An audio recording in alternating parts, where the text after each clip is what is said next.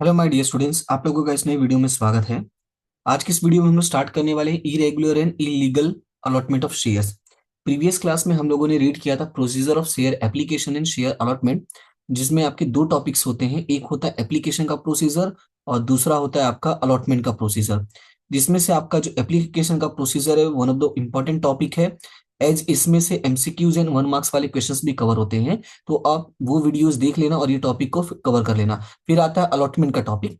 Allotment का topic में भी आपको प्रोसीजर पूरा याद रखना है। इसमें टोटल आपके 8 पॉइंट्स हैं, वो पॉइंट्स आपको लर्न करने हैं। सो दैट मैंने वहां पे कीवर्ड्स ऐड कर दिया है कि आपको लर्न करने में इजी हो जाएगा। आपको पूरा पैराग्राफ का प्रॉब्लम नहीं फेस करना पड़ेगा, आपको सिर्फ कीवर्ड्स याद रखना है, बाकी का आप अपने आप कर लोगे।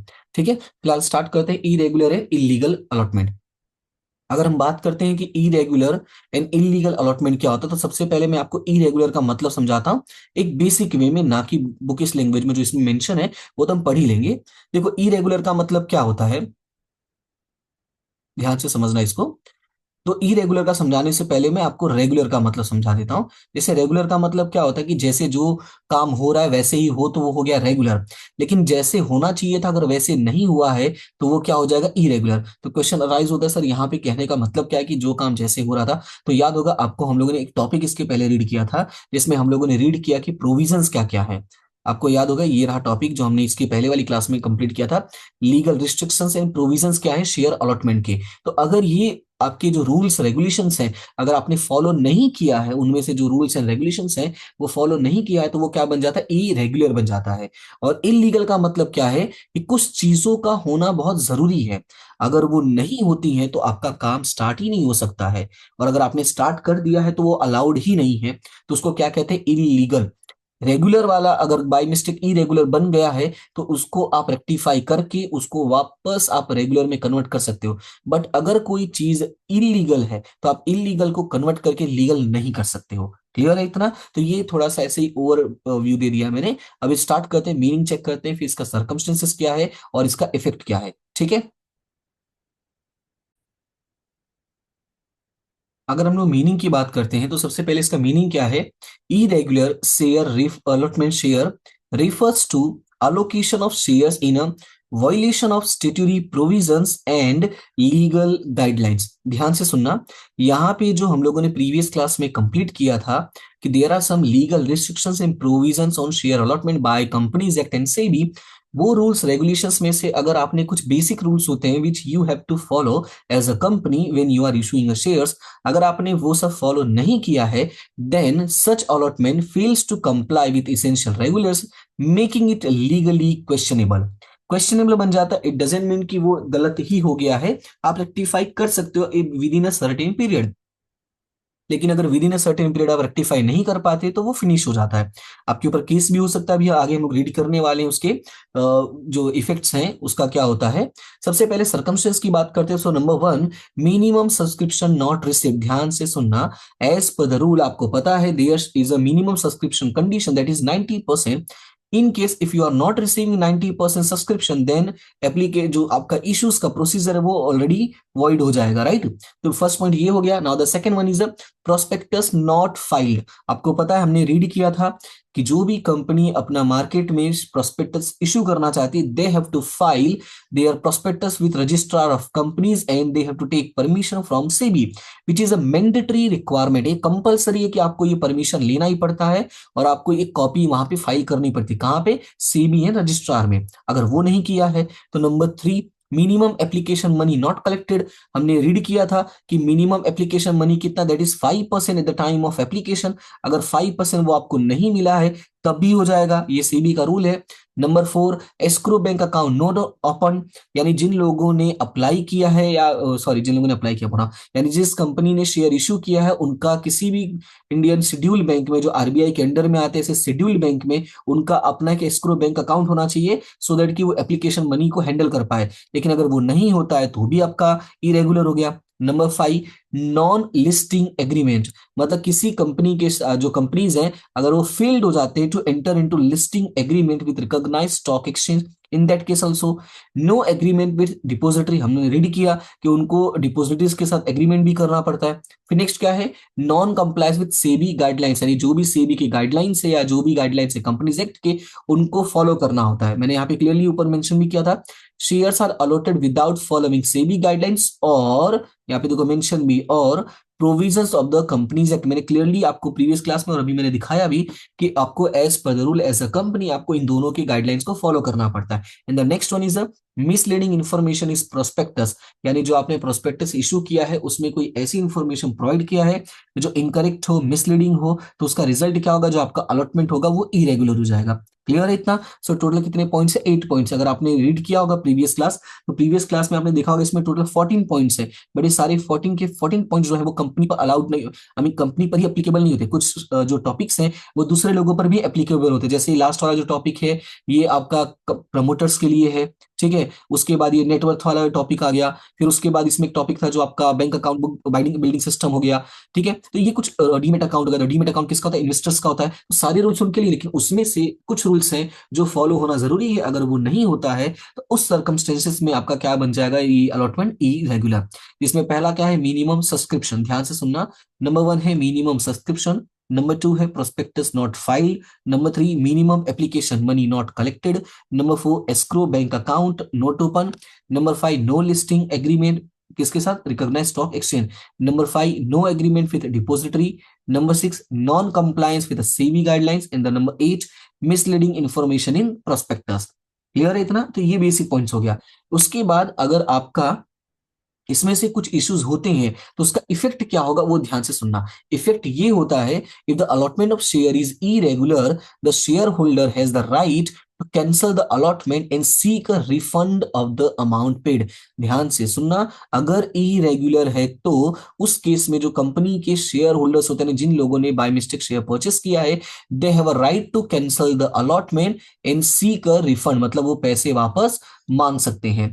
अब इसको थोड़ा डिटेल में डिस्कस किया। नंबर 1 में क्या है? Option to cancel, the applicant can choose to cancel the share allotment if any loss has been incurred due to irregular allotment. तो फर्स्ट हो गया ऑप्शन टू कैंसल। नंबर 2 क्या है? Time limit for cancellation. अब time limit क्या है? The application for cancellation can be made within 2 months of the first statutory meeting. ध्यान से सुनना, देखो हर चीज का आपको एक टाइम पीरियड मिलता है, अगर आप उस टाइम स्टिपुलेटेड टाइम पीरियड में नहीं काम करते हो तो इसका मतलब यही एज्यूम किया जाएगा आप भी उसमें इन्वॉल्व है, यानी आपको सब कुछ पता होते भी आपने नहीं एक्शन लिया तो आप फंस सकते हैं, मतलब कि फिर आप कुछ कर नहीं सकते। तो इसमें जो रूल है वो क्या है? 2 month of the first statutory meeting, उसके पहले आपको कैंसिलेशन की रिक्वेस्ट करनी पड़ेगी। फिर क्या है? If allotment was done after the first statutory meeting, लेकिन अगर एज्यूम कर लो कि स्टेट्यूटरी मीटिंग तो पहले ही हो चुका था और अलॉटमेंट तो उसके बाद हुआ है, then the cancellation must be sought within 2 months of the allotment.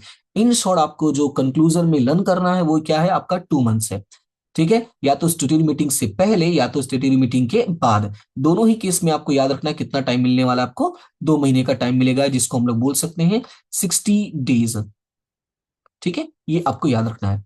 Now the number 3, directors personal responsibility in case, read करना इसको, a director who intensely violate statutory provisions during the allotment process. अगर मान लेते हैं किसी director ने जानबूझ के गलती की है, then in that case he will personally liable for the compensating the company और share holders for any loss. So उस केस में वो पर्सनली लायबल होगा और उसको वो सारी चीजें पे करनी पड़ेंगी। And such action must be initiated with in 2 years of the share allotment. और इसमें कितना टाइम पीरियड आपको मिल रहा है? 2 years। किस चीज के लिए? उसके ऊपर एक्शन लेने के लिए। किसके ऊपर? डायरेक्टर के ऊपर। क्लियर है इतना? तो इसमें 3 टॉपिक है। पहला क्या है कि आप चाहे तो कैंसिल कर सकते हो, दूसरा उसका एक टाइम लिमिट है, टाइम लिमिट कितना है? 2 महीने, मीटिंग से पहले और मीटिंग के बाद भी। क्लियर है? और थर्ड है डायरेक्टर की पर्सनल रिस्पॉन्सिबिलिटी। अगर उसने रूल्स फॉलो नहीं किया है, सब कुछ जानते हुए भी वॉलंटरी इंटेंसली उसने काम किया है, तो वो लाइबल होगा जो भी शेयर होल्डर्स का लॉस होता है, लेकिन उसके लिए भी टाइम लिमिट है, वो कितना है? 2 साल है। क्लियर हुआ इतना? तो ये हो गया आपका इरेगुलर। आई होप कि आपको इरेगुलर वाला क्लियर हो गया होगा। अभी चलते हैं नेक्स्ट टॉपिक पे और वो है आपका इलीगल। तो इरेगुलर अगर आपको समझ में आ गया, तो इलीगल थोड़ा उससे एक स्टेप आगे है। अब इलीगल क्या है, देखो इलीगल तो क्लियरली नेम से ही डिनोट करता है जो चीज लीगल नहीं हो। आपको पता है अगर कोई चीज लीगल नहीं है तो आप कुछ भी करके उसको लीगल नहीं बना सकते हो। मतलब कोई चीज अगर इलीगल है तो आप कुछ भी करके उसको लीगल नहीं बना सकते हो। जैसे कि हमारे यहाँ पे marriage, as per the marriage rule 18 years के ऊपर ही आप मैरिज कर सकते हो, लेकिन अगर उसके बिलो किया है, अगर वो बात कोर्ट में जाती है, तो आप कोई भी रीजन दे के उसको कहते हैं ना सपोर्ट नहीं कर सकते, मतलब उसको लीगल नहीं बना सकते। एक बहुत बेसिक सा एग्जांपल है। इन द सेम वे है आपका शेयर अलॉटमेंट में भी। तो थोड़ा रीड करते हैं। Illegal share allotment refers to the allocation of shares that violates the Companies Act or any other legal provisions। याद रखना है, ये वायलेट करता है, और यहाँ पे वायलेट यानी कि, और यहाँ पे जो वर्ड मेंशन था, ये क्या बोला था, refers to the allocation of shares in violation of the statutory provision legal guidelines। ये प्रोविजंस की बात किया था और गाइडलाइंस की बात किया, तो दोनों में यही डिफरेंस है। और यहाँ पे क्या बोला है कि ये लोग क्या करते हैं, कंपनीज एक्ट या लीगल उनका जो अदर लीगल प्रोविजंस है उनका रेगुलेटरीज था और प्रोविजंस था किसका, सेबी का, और यहाँ पे कंपनीज एक्ट का। And such allotment are void from the start and do not require any formal action to be declared illegal. और इसके लिए आपको कोई एक्शन लेने की जरूरत नहीं है, जो चीज पहले से इलीगल है एज पर द अदर। अच्छा, इसमें एक वर्ड यूज किया, other legal provision. Other legal provision का मतलब कुछ और भी चीजें होती हैं, थोड़ा आगे रीड करेंगे कि उसके अकॉर्डिंग ये चीजें होना जरूरी है। अगर नहीं है तो वो काम क्या हो जाता है, इलीगल हो जाता है। और अगर कोई भी आपका अलॉटमेंट इलीगल है तो कुछ भी करके आप उसको लीगल नहीं बना सकते, और ऐसी चीजों के लिए आपको केस करने की भी जरूरत नहीं हो, तो पहले से ही इलीगल हो चुका है। अब सर्कमस्टेंसेस की बात करते हैं, तो जो सबसे इंपॉर्टेंट वो है invalid contract. As per the contract act, ध्यान से सुनना, as per the contract act, contract कब बनता है, जब कोई एक पर्सन होता है, दूसरे पर्सन के पास जाता है, बोलता है कि मुझे वो चीजें चाहिए, और बी उसको सप्लाई करता है, और इन दोनों के बीच में कंसिडरेशन होता है। जब ये सारी चीजें फॉलो होती हैं तब वो बनता है आपका कॉन्ट्रैक्ट। इसलिए यहां पे देखो क्या लिखा है, share allotment is considered a contract between share holders in the company. जैसे मैंने एग्जांपल दिया कि एक ए है और दूसरा बी है। For the contract to be valid certain essential element must be present, मतलब ये इसके पास जाएगा, रिक्वेस्ट करेगा, ये इसको सामान देगा, और बीच में ये इसको कंसिडरेशन देगा। तो यही बोला है, certain element must be present. If these elements are missing the allotment is deemed illegal. और अगर ऐसा नहीं होता है, ये सारे एलिमेंट्स नहीं होते यानी मिसिंग होते हैं, इन दैट केस वो आपका अलॉटमेंट क्या बन जाएगा, इलीगल। जैसे सबसे पहला तो क्या होना चाहिए, ऑफर।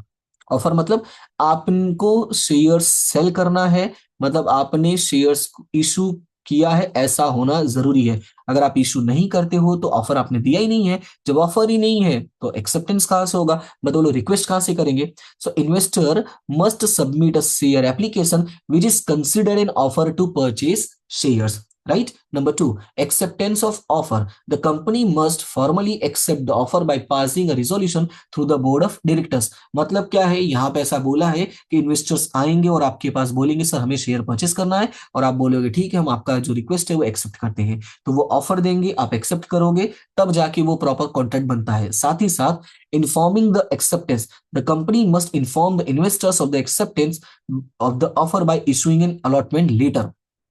इसके अलावा उनको पता भी चलना चाहिए कि भाई आपने उनका जो ऑफर था वो एक्सेप्ट किया। उनको ऐसे सपना तो आएगा नहीं, तो उनको इन्फॉर्म करना पड़ेगा, और कैसे, अलॉटमेंट लेटर के थ्रू। और जब उनको ये बात पता चल जाता है, then in that case must pay the required allotment money और for the shares as stated by the company. Clear इतना, इसने यानी इसमें चार बातें होना जरूरी है। पहला तो क्या होना चाहिए, ऑफर होना चाहिए, फिर उस ऑफर का क्या होना चाहिए, एक्सेप्टेंस होना चाहिए, फिर एक्सेप्टेंस का क्या होना चाहिए, इन्फॉर्मेशन होना चाहिए, फिर जब ये सारी चीजें हो गई तो उसका क्या होना चाहिए, कंसिडरेशन होना चाहिए। क्लियर इतना, समझ में आया। तो ये अगर चीजें हैं तो ठीक है, नहीं है तो वो आपका जो अलॉटमेंट है वो क्या बन जाएगा, इलीगल बन जाएगा। ठीक है।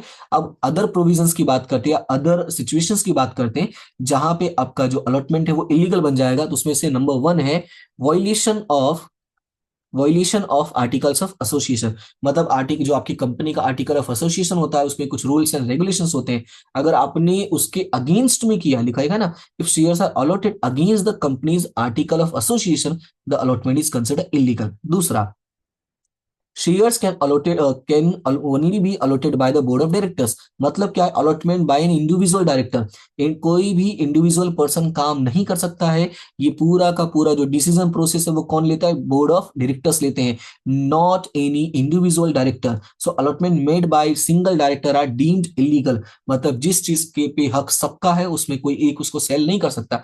जैसे एक हाउस है, मतलब घर है, और उस घर के चार ऑनर है, ठीक है। तो चार ओनर है मतलब चारों का होना जरूरी है। अगर उसमें से कोई एक उसको सेल करने की सोचे तो वो ऑलरेडी क्या है, इलीगल है, क्योंकि उस पे उसका अकेले का हक नहीं है। तो ये वैसे ही है। तो जो बोर्ड ऑफ डायरेक्टर्स हैं वो उनका पूरा ग्रुप है, तो जो डिसीजंस होता है ये पूरा का पूरा ग्रुप लेता है। अगर किसी एक ने कोई एक्टिविटी परफॉर्म किया तो ऑटोमेटिक क्या बन जाएगा, इलीगल बन जाएगा। Now the last one is a non compliance with stock exchange listing requirements. If shares are allotted without following the requirements for listing recognised stock exchange, the allotment is illegal. Clear है इतना। अब इसका जो effect होता है वो क्या होगा, वो ये होगा, illegal share allotment is void from the beginning. There is a no need to file an application to declare it illegal, as it is automatically considered void if it violates the provision of the Companies Act or other related laws. याद रखना है, यहाँ पे सिर्फ loss की बात हो रही है, और उसमें सेबी एक्ट का भी आ जाता है जो उसके रूल्स और रेगुलेशंस होते हैं। यहाँ पर सेबी का कहीं नामो निशान नहीं, यहाँ पे सिर्फ क्या बोला, companies act and other related laws. Other related में सेबी के भी लॉज आते हैं, ऐसा नहीं है। जैसे रजिस्ट्रेशन वाला सेबी का रूल है, लेकिन जो कॉन्ट्रैक्ट वाला है वो कॉन्ट्रैक्ट एक्ट का रूल है। दैट्स वाई यहाँ पे सेबी की बात नहीं किया है, ठीक है। तो याद रखना है कि दोनों में माइनर डिफरेंस क्या है। दोनों में माइनर डिफरेंस ये है कि उसमें काम सब कुछ सही हुआ था बट कुछ रूल्स को फॉलो नहीं किया था, और इसमें तो कॉन्ट्रैक्ट की स्टार्टिंग से ही प्रॉब्लम था। मतलब ना ऑफर मिला था, ना एक्सेप्टेंस हुआ था, ना इन्फॉर्मेशन दिया था, ना कोई कंसिडरेशन दिया था। क्लियर है इतना। तो इन दैट केस से आपका बन जाता है इलीगल। क्लियर हुआ इतना। अब इसका डिफरेंस जो है वो आपकी बुक में अवेलेबल है। मैंने जितना था इसमें सब एक्सप्लेन कर दिया पॉइंट्स। अगर आपको पॉइंट्स यहाँ से क्लियर है तो आप डिफरेंस ऑटोमेटिक कर लोगे। स्टिल अगर कोई प्रॉब्लम होता है तो आप शेयर कर सकते हो, बाकी जो इश्यूज होगा हम देख लेंगे वीडियोस में। अभी आपका जो नेक्स्ट टॉपिक है वो है रिनंसिएशन ऑफ शेयर, ये हम डिस्कस करते हैं नेक्स्ट टॉपिक में। फिलहाल अभी के लिए इतना ही, मिलते हैं नेक्स्ट वीडियो में। तब तक के लिए thank you so much and have a good day.